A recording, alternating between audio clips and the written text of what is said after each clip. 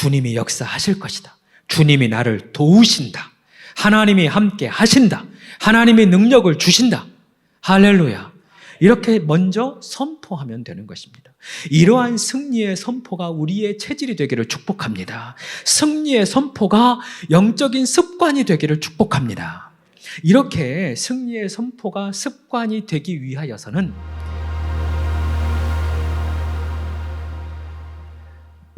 새해를 맞이하기 전에 우리는 이 시간을 통해서 여호수아와 여리고의 전쟁을 보았습니다. 여리고의 전쟁은 영적인 전쟁, 하나님께서 싸우시는 전쟁이었죠. 언약궤가 먼저 갑니다. 그리고 백성들이 그 뒤를 따릅니다. 순종의 싸움이요, 침묵의 싸움이요, 기도의 전쟁이었습니다. 많은 학자들이 이 본문을 가지고, 그리고 이 설교가들이 본문을 가지고 해석하고 설교할 때 이 여리고의 전쟁이 우리의 인생과도 닮아 있다라는 이야기를 합니다. 무슨 이야기냐면 매일같이 기도하지만 언제 성이 무너질지 알 수가 없는 거예요.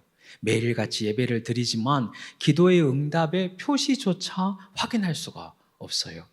새해를 시작하는 지금도 마찬가지입니다. 분명히 새해가 밝았습니다. 새로운 역사를 우리도 기대를 합니다. 그런데 삶이 변하지 않는 거예요. 모든 것이 새롭다. 새해가 되었는데도 불구하고, 기도했는데도 불구하고, 여기까지 기도하면서 달려왔는데도 불구하고 여전히 성벽이 그대로인 거예요. 그러면서 우리 안에 실망감이 다가오죠. 그러면서 우리 가운데 의심이 생기기도 합니다. 그러나 이때 우리가 해야 할 것은 여전히 한 가지입니다. 하나님의 완전하신 때를 믿고 끝까지 기도하는 것. 하나님의 완전한 승리를 믿고 이 행진을 계속하는 것입니다. 사랑하는 여러분, 언젠가는 승리합니다. 기도를 포기하지 않는 한, 이 믿음의 행진을 포기하지 않는 한 언젠가는 이 여리고는 무너집니다. 그 승리를 볼 때까지 우리 모두가 이 믿음의 걸음을 함께 걸어가기를 소망합니다. 여호수아와 백성들이 여리고를 6일 동안 한 바퀴씩, 매일 한 바퀴씩 돌았습니다. 그리고 7째 날, 마지막 결전의 날입니다. 새벽 일찍이 백성들이 일어나서 성을 7바퀴 돕니다. 그리고 여호수아가 오늘 본문 선포하죠. 하나님께서 너희에게 이 성을 주셨다. 이제 외치라 합니다.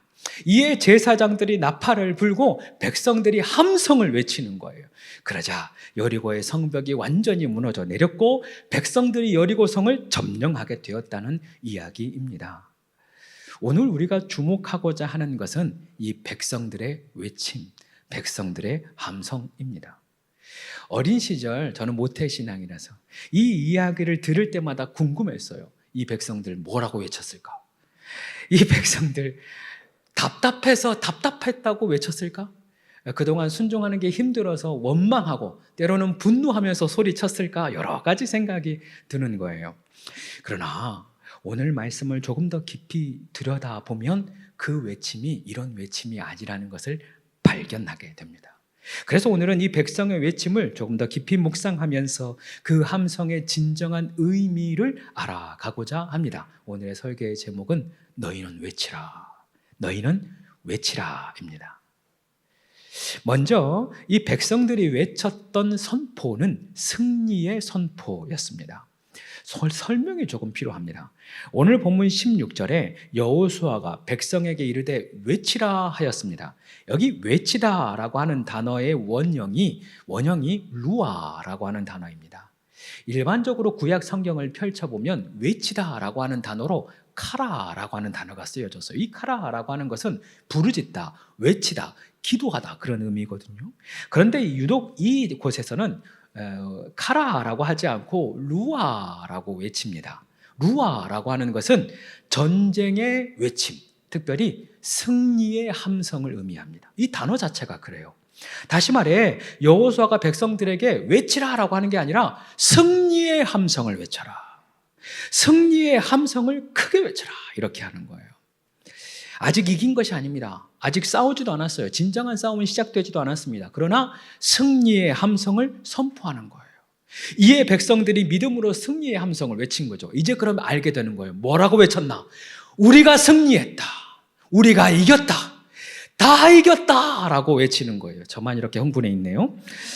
초등학교 시절에 섬에서, 제 고향 섬에서 운동회를 하면 온 동네 사람들이 다 같이 운동회를 참여합니다. 마지막 순서는 항상 박 터뜨리기예요. 요즘도 콩 주머니 쓰나 모르겠습니다. 콩 주머니를 천군과 백군을 나누어서 서로의 바구니에 던져요. 막 던지다 보면, 한참 던지다 보면 박이 조금 입이 열릴 때가 있어요.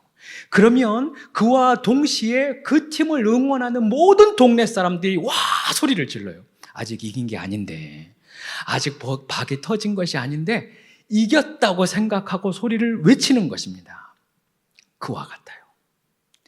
영적인 전쟁의 승리는 이와 같이 아직 승리하지 않았어요. 아직 싸우지 않았습니다. 그러나 마침내 하나님이 승리를 주신 것을 믿고, 이미 주셨다라는 것을 믿고 승리의 함성을 외치는 거예요. 오늘 성경 20절에 보니까 크게 소리질러 외치니 성벽이 무너졌다. 성벽이 왜 무너졌냐면 크게 소리질러 외쳐서 무너졌다는 거예요. 여기 크게 소리질러라고 하는 단어가 테루아입니다. 아까 그 단어의 변형인데 크게 승리의 함성을 외쳤다, 그런 의미입니다. 아직 성벽이 무너지기 전에 승리의 함성을 먼저 매우 크게 외친 거예요. 성경을 묵상하면서 이게 너무 놀라운 거예요. 성벽이 무너지는 것은 있을 수 있잖아요. 하나님이시니까. 하나님이야 성벽이 무너지고 또 강이 마르고 홍해가 갈라지고 당연한 일이죠. 그런데 뭐가 신기하냐면 함성을 백성들이 외친 것. 아직 안 무너졌는데, 아직 싸움이 안 일어났는데 이것을 믿고 승리의 함성을 크게 외치는 게 너무 신기한 거예요. 우리로 입장을 바꿔봅시다. 지금 한번 테스트를 해보려고 그래요. 여러분 함성을 크게 한번 질러봅시다. 하나, 둘, 셋. 이 정도인 거예요. 이제 화냈네. 승리의 함성을 외치라고 하니까 지금 이런 거예요. 자 보세요. 쉽지 않아요. 쉽지 않아요. 백성들이 벽돌 한 장 무너지지 않았는데 이것을 믿고 다 함께 똑같은 함성으로 우리가 이겼다, 우리가 이겼다 라고 외치는 게 불가능에 가까워요. 심지어 이 외침은 기쁨과 환희와 즐거움이 포함되어 있어야 돼요. 아까 분노라고 했잖아요. 기쁨이 있어야 돼요. 언급했던 테루아, 이 단어가 또 한편에 쓰여진 게 있는데 시편 89편 15절이에요. 이렇게 쓰여 있습니다. 들어보십시오. 즐겁게 소리칠 줄 아는 백성은 복이 있나니 라고 되어 있어요. 여기 즐겁게 소리치다 라고 하는 게 테루아입니다. 즉 승리의 외침인데 그냥 외침이 아니라 기뻐하면서 즐거워하면서 환희에 차서 이 외침을 하는 거예요. 신기하지 않습니까? 성벽이 무너지지도 않았는데, 아직 싸우지도 않은데 기뻐하면서 즐거워하면서 할렐루야, 할렐루야 우리가 이겼다, 할렐루야 우리가 승리했다 외치는 겁니다. 정말 놀라운 일이에요. 그런데 우리도 사실 이 외침을 날마다 하며 살아야 합니다. 성경은 하나님이 우리에게 이미 승리를 주셨다고 약속하고 있습니다. 하나님이 우리에게 이미 복을 주셨다고 약속하고 있습니다. 우리는 하나님의 사랑을 받고 있고 이미 하나님의 복을 받은 존재입니다. 여러분의 형편과 여러분의 상황과 환경과 상관없이, 여러분이 그동안 어떤 실패를 경험했던 것과 상관없이 하나님은 여러분에게 이미 복을 주셨습니다. 하나님이 이미 여러분을 사랑하고 계십니다. 할렐루야. 이것이 믿어진다면 우리는 승리의 함성을 날마다 먼저 외쳐야 하는 거예요. 심지어 이 외침은 하나님의 명령이에요. 하나님께서 외쳐라. 승리를 먼저 선포해라. 승리를 먼저 외쳐라. 기쁨으로, 즐거움으로, 환희에 차서 승리를 먼저 외쳐라. 우리에게 명령하셨습니다. 이 명령을 우리가 먼저 받아들이고 말씀에 순종하여 이 외침을 날마다 외치는 것이 당연한 것이라는 것입니다. 그런데 이게 잘 안 돼요. 여러분에게 언젠가 말씀을 드렸듯이 우리는 걱정과 염려는 미리 합니다. 미리 염려하고 미리 걱정합니다. 안 일어날 일인데 먼저 걱정하고 먼저 염려하는 삶을 우리가 살아요. 무엇이 문제입니까? 내 영적인 체질이 걱정과 염려하는 체질이 되어버린 거예요. 하나님이 염려하지 마라 하고 하는데도 미리 염려하고, 오히려 감사해라, 오히려 먼저 기도해라, 오히려 먼저 승리를 외쳐라 라고 하는데도 잘 안 돼요. 내 체질이 이미 염려하고 걱정하는 체질로 바뀌었다는 거예요. 새해에 1월 1일인가 2일인가 생로병사의 비밀에서 신년 특집으로 다이어트 성공법을 알려주더라고요. 유튜브에 올라왔나 모르겠어요. 꼭 보시길 바라요. 확실히 지금 이 대한민국 땅에 이 다이어트가 큰 화두인 것 같기는 해요. 성공적인 다이어트를 위해서는 먼저 식습관, 식사의 습관을 바꿔야 된대요. 습관이 됐다는 거죠. 어떤 습관이냐? 스트레스를 받으면 먹는 습관이 돼버린 거예요. 뭔가 스트레스를 받으면 허기진 마음이 들고 뭔가 먹어야겠다라는 것이 내 스스로 뇌에 작용이 되어지고 언제부턴가 습관이 되었다는 것입니다. 걱정과 염려도 마찬가지예요. 처음부터 걱정하는 사람은 없어요. 증명해 볼게요. 여기에 어린아이, 꼬매 아이들, 정말 어린아이들이 있는데 그 어린아이들은 걱정을 안 해요. 밥을 흘렸다고 해서 걱정을 안 해요. 기저귀에 응가했다고 해서 걱정 안 해요. 아, 이거 어떡하지? 염려가 되는데 이렇게 하지 않는다고요. 우리는 원래 염려하고 걱정하는 것으로 태어나지 않았습니다. 그런데 살아가다 보니 내 안에 부정적인 경험이 쌓여지고 그 부정적인 경험으로 말미암아 언젠가부터 걱정하게 된 거예요. 언젠가부터 염려하는 체질이 되어 간 것입니다. 그렇다면 우리가 지금 해야 할 것은 영적인 체질을 바꿔야 되는 거예요. 걱정하는 것이 당연했던 나의 체질에서 이제 감사하는 것이 당연한 체질로 바뀌어야 합니다. 염려가 습관이 되어진 체질에서 이제는 찬양과 감사와 승리의 선포가 습관이 된 체질로 바뀌어야 된다는 거예요. 이게 어려운 게 아닙니다. 지금은 여러분이 조금 답답할 수 있지만 먼저 승리를 외치면 돼요. 생각하지 않고 이게 걱정하거나 염려하거나 그렇게 하지 않고 염려가 들거든 내가 염려하네 그 순간 선포하는 거예요. 주님이 승리를 주셨다. 걱정이 찾아오고 그 걱정이 깨달아지는 순간 이 걱정은 주님이 함께 하실 것이다. 주님이 역사하실 것이다. 주님이 나를 도우신다. 하나님이 함께 하신다. 하나님이 능력을 주신다. 할렐루야. 이렇게 먼저 선포하면 되는 것입니다. 이러한 승리의 선포가 우리의 체질이 되기를 축복합니다. 승리의 선포가 영적인 습관이 되기를 축복합니다. 이렇게 승리의 선포가 습관이 되기 위하여서는 날마다 매일같이 선포하는 게 중요하겠죠. 그러나 일상의 삶에서 내가 승리를 선포하는 것, 승리를 외치는 것 쉽지 않습니다. 이유가 뭘까 생각해 보니 우리 안에 믿음이 부족하기 때문이에요. 승리의 선포는 반드시 믿음이 있어야 됩니다. 더불어 승리의 선포는 믿음이 없이는 능력이 나타나지도 않습니다. 우리가 작년에 보았어요. 히브리서 11장. 백성들이 이 여리고를 돌 때에 백성들이 믿음으로 여리고를 7일 동안 돌았다. 성경은 기록합니다. 이 백성들이 그냥 도는 게 아니에요. 불평이 있었던 게 아닙니다. 원망이 있었던 것이 아닙니다. 그들은 7일 내내 믿음으로 걸었습니다. 그리고 오늘 여호수아가 백성들에게 승리를 선포할 때도 마찬가지예요. 여호와께서 너희에게 이 성을 주셨느니라 라고 선포합니다. 주실 것이다. 줄까? 라고 하신 게 아니에요. 이미 주었다. 완료형입니다. 하나님이 이미 승리를 주셨다고 믿는 믿음이 여호수아 안에 있었던 것입니다. 당연하죠. 믿음이 있었기 때문에 백성들이 다 함께 외칠 수 있었던 거예요. 믿음이 있었기 때문에 백성들이 잠잠히 걸을 수 있었던 것입니다. 우리도 마찬가지입니다. 하나님을 믿는 믿음이 있어야 아침마다 승리를 선포할 수 있는 것입니다. 이 믿음이 우리에게 있기를 축복합니다. 그런데 이 믿음에는 반드시 근거가 있어야 합니다. 우리 믿는 사람들 가운데에도 이 믿음의 선포를 그저 자기 확신, 자기 암시로 받아들이는 사람들이 많아요. 세상 사람들도 그렇게 해요. 어떤 대상을 가리켜 내 마음에 뭔가 갖고 싶은 것을 가리켜서 그걸 매일 선포하고 이야기하면 그것이 온다라고 주장합니다. 이것은 세상의 이야기고 우리는 세상 따라가는 사람들이 아니잖아요. 그게 마귀가 사탄 마귀가 그렇게 유혹하는 거예요. 거짓입니다. 반드시 믿음에는 근거가 있어야 됩니다. 변하지 않는 근거, 신실한 근거가 있어야 되는데 그 근거가 바로 하나님의 말씀입니다.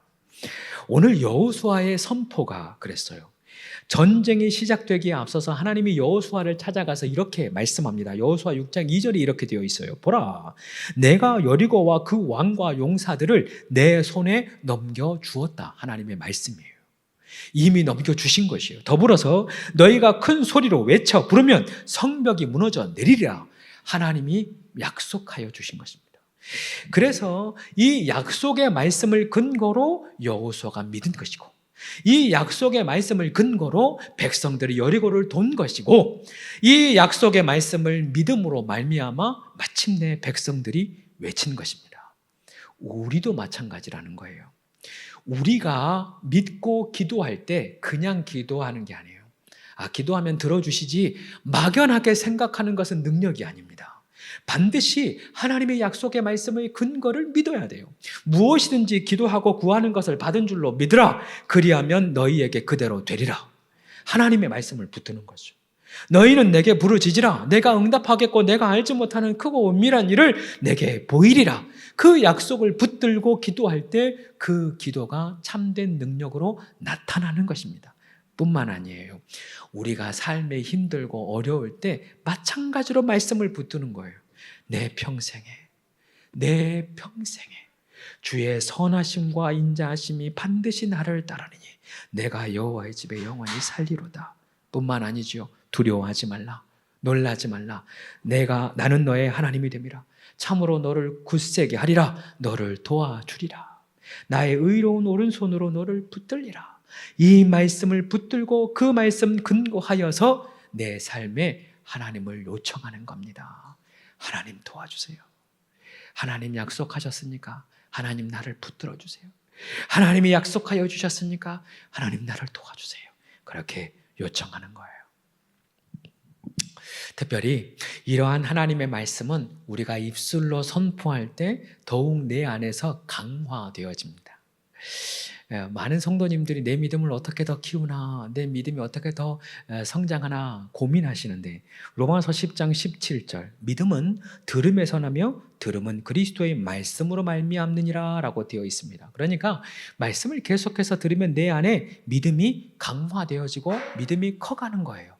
믿어야지가 아니라 말씀을 듣고 또 듣는 겁니다. 말씀을 어떻게 듣습니까?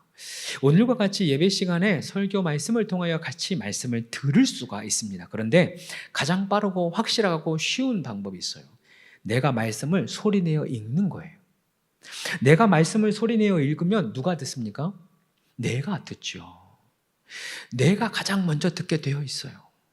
내가 소리내어 말씀을 읽으면 내가 그 말씀이 들려지는 겁니다. 즉 다시 말하면 내가 말씀을 읽고 선포하고 계속해서 읽어 나아가면 그 말씀이 내 안에 들리고 그로 말미암아 내 안에 믿음이 커가는 것입니다.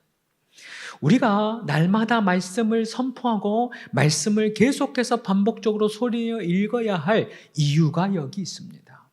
하나님의 말씀을 읽음으로 말미암아 내 안에 점점 더 그 믿음이 커져가는 거예요. 여러분, 더불어 믿음의 완성은 행함에 있습니다. 행함이 없는 믿음은 죽은 믿음이잖아요. 오늘 이스라엘 백성들, 여호수아와 백성들이 믿음을 가지고 승리의 함성을 외쳤습니다. 이게 순종인 거예요.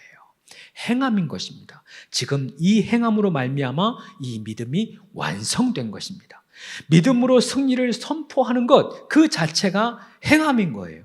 그렇다면 우리도 마찬가지요.